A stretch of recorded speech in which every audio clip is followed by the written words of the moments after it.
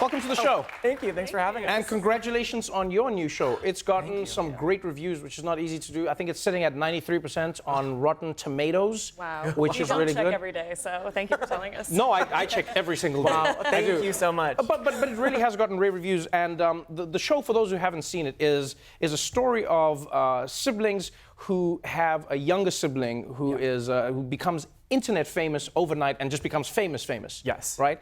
How do you begin to write the story that really feels like it's based completely on real life? Well, in terms of like the YouTube world, we spent a lot of like long days diving deep into like true YouTubers Right. and what their videos look like and what their trajectory looks like and all the different personas they've occupied. Because they become stars, right? Yeah, yeah. Totally. Some of them.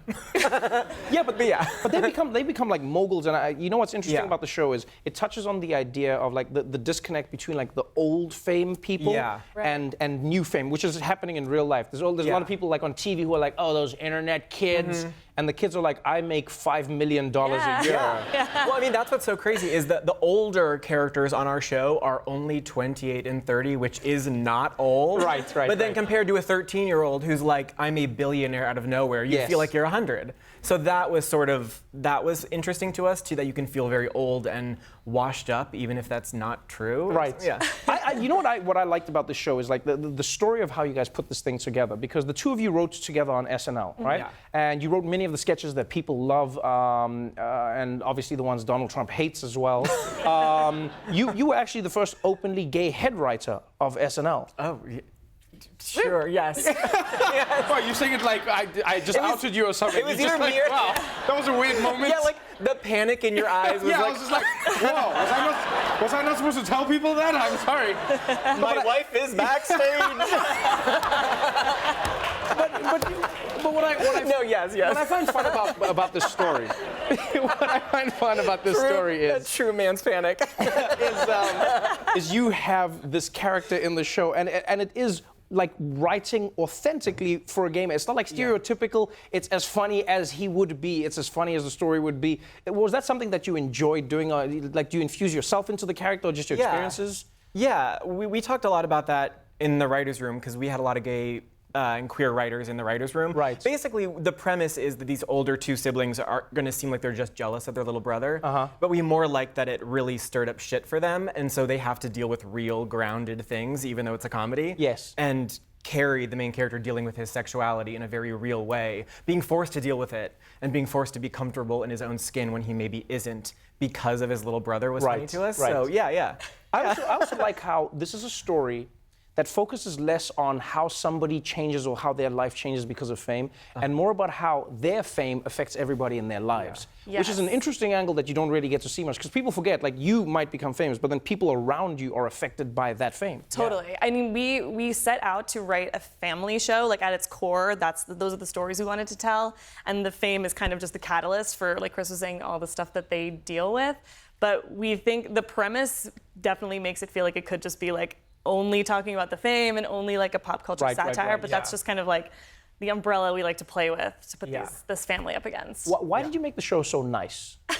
No, because this is something I genuinely enjoyed. I won't lie. Like, I thought, oh, this is going to be like one of those cynical shows where like the older siblings are shitting on him and his YouTube world. But it's actually a great show where it's like, no, it's a family and they love their little brother, but they're jealous of his fame, but not him in a way. You know, they go, we still love you, but it's just weird that you became famous before us. They're also actors. They're also trying to become famous.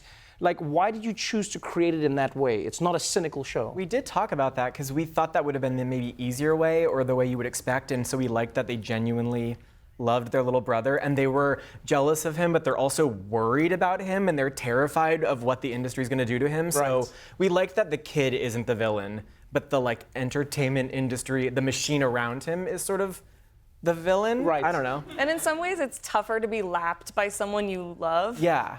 If you can write them off. You can write them off and you're like, well, they were an asshole to me, so I don't Yes, really care. yes. But if it's someone that you love and respect and are genuinely happy for, it's like tougher in a, It's like, in a different way. cool. Yeah, I love this. One of my favorite lines that you guys found a way to put in the show was the line where the younger brother says, "This has been such a tough journey for me. It's been such a long journey. I've been doing this for 8 months."